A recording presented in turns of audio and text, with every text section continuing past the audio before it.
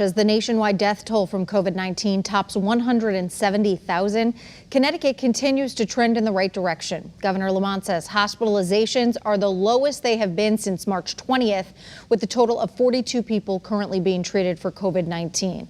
Since Friday, more than 44,000 people were tested for COVID-19 in our state. 370 of those people tested positive. Over the weekend, 3 people died from COVID-related illnesses. Hundreds of UConn students have flocked back to stores, and there have already been reports of positive tests and parties. So we sent Channel 3 Eyewitness News reporter Matthew Campbell to get an inside look at how the university and its students are responding. Well, Aaron, stores is not nearly as busy as we're used to seeing. Students wearing masks and social distancing is really no different from any other part of the state right now. And yes, there have been cases, but it's less than the state's average, which is already one of the lowest in the country. Our senior year got trampled a little bit, and now our freshman year as well. The school may be different, but life for incoming freshmen getting ready for the fall semester really hasn't changed much from the spring when social distancing was first introduced. I've just been laying in bed, honestly, watching Netflix. That's really all. Eating food.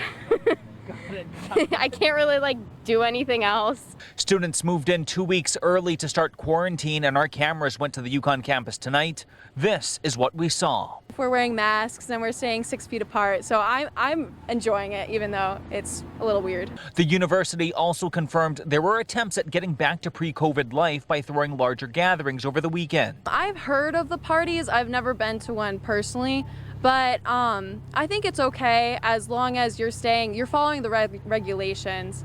UConn and state police did investigate and found none of the parties exceeded the 25-person indoor or 100-person outdoor limit set by the state. I think that there's a developing culture of trying to encourage people not to go out and party as much. Aiden Karen is an incoming freshman from Ellington. There were, posts floating around on social media that say, stay safe, your party isn't worth another death. And to me, I think that means a lot, especially because of this developing culture that kids are trying to deter other kids away from partying.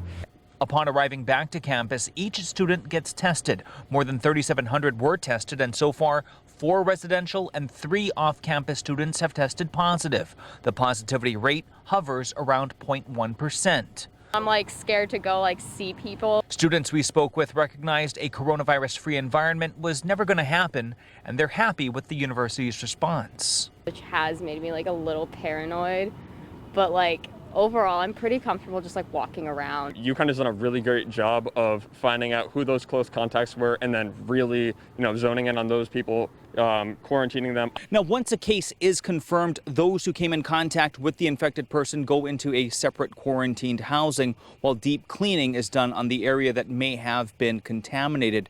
Additional state police troopers are also on patrol looking for large gatherings. We're here in stores tonight. Matthew Campbell, Channel 3 Eyewitness News.